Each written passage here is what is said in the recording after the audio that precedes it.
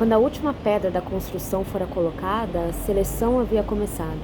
Primeiro foram os pobres, os vagabundos e os mendigos selecionados seguindo as ordens do rei. Então foi a vez das promíscuas, das prostitutas, das mulheres de vida fácil. Todas aquelas problemáticas tinham sido levadas em grupos, em charretes, o rosto exposto ao olhar severo da população, seus nomes já condenados pela opinião pública. Depois vieram as inevitáveis loucas, senis e violentas, delirantes e idiotas, mentirosas e conspiracionistas, tanto novas quanto velhas. Logo, o local foi tomado pelos gritos e pela sujeira, por correntes e trancas fechadas com duas voltas. Parte manicômio, parte prisão. Paris jogava no La Sapertiette tudo com que não sabia lidar, os doentes e as mulheres. Li, portanto, O Baile das Loucas, este livro assustador, real, sombrio e, infelizmente, tão atual. Primeiro que virou filme, pela Prime Video, inspirada neste livro, que é O Baile das Loucas, da Victoria Mas, que nasceu na França, é uma escritora francesa. E basicamente a gente está em Paris, em 1885, é quando começa, essa história. A gente tem 3 personagens principais, mas talvez o principal de tudo isso seja o manicômio. É um manicômio que tem lá em Paris, e manicômios como esse existiram e existem até hoje, e inclusive eu posso falar com muita tranquilidade que é inspirado em fatos reais, assim, porque são histórias, infelizmente, muito comuns, não apenas no século XIX, mas também até hoje em dia. Mulheres, como comentei como eu li o trecho, mulheres que tinham opinião própria, ou mulheres que tinham alguma doença, como epilepsia, como algum tipo de ataque, ou que eram renegadas da sua família, ou as prostitutas, ou que lidavam com coisas que as pessoas não sabiam compreender, eram internadas à força nesse manicômio, que no começo era um manicômio geral e de repente virou um manicômio só para mulheres. Inclusive, uma das personagens fala que se não fossem os maridos, os homens, os pais e os irmãos, o manicômio não existiria, porque são eles que levam à força essas mulheres para lá. O livro em si conta a história principalmente dessas 3 mulheres. Uma que é uma enfermeira, que é a Geneviève, é uma enfermeira deste manicômio. A Eugénie, que é uma menina de classe alta, que enxerga espíritos, vê espíritos, conversa com espíritos. E a Louise, que é uma das alienadas. Todas as mulheres que estão nesse manicômio são chamadas de alienadas. Ela foi internada lá, e isso não é spoiler, já tem logo no começo.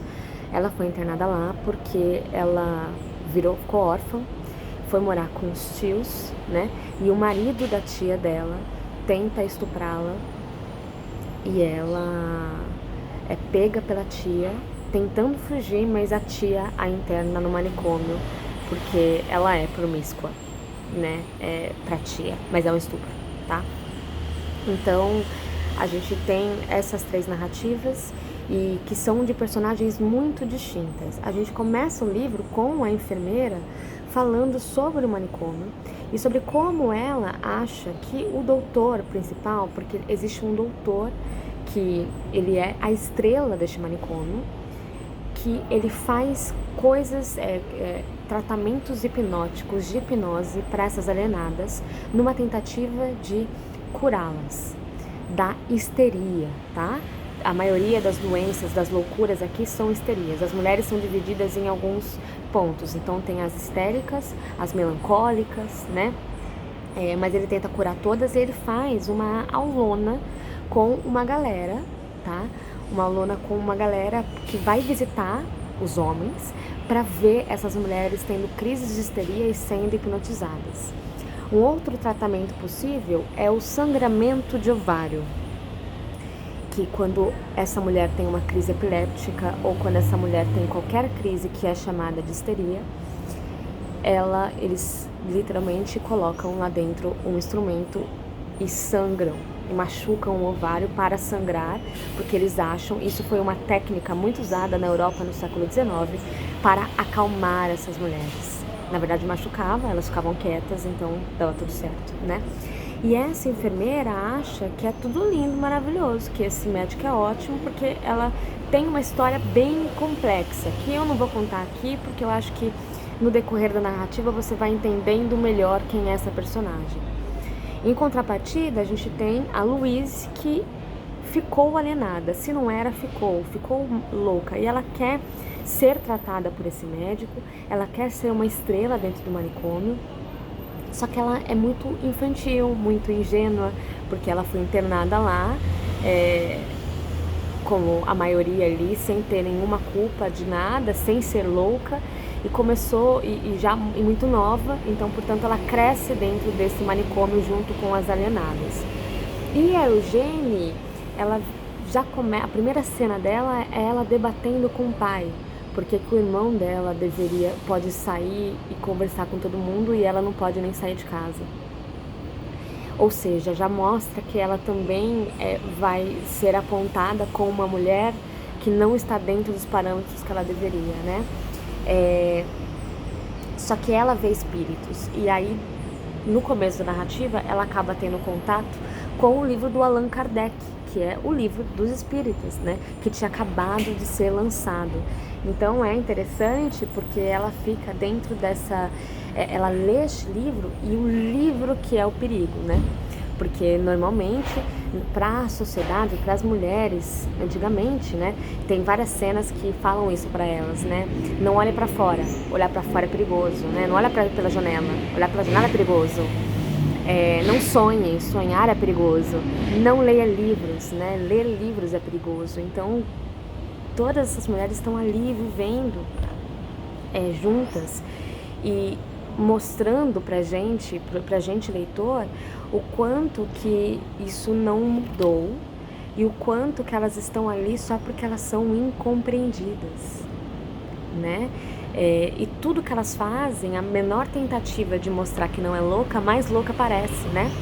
E chama Baile das Loucas porque está chegando próximo de um baile anual que tem dentro desse manicômio, que é a chance do grande público conhecer pessoalmente as alienadas, que faz parte de uma grande fantasia da cidade, conhecer essas mulheres loucas que todo mundo imagina como se fossem, né, uma coisa muito diferente, que tivessem fisicamente também diferentes, que fossem monstruosas, sabe?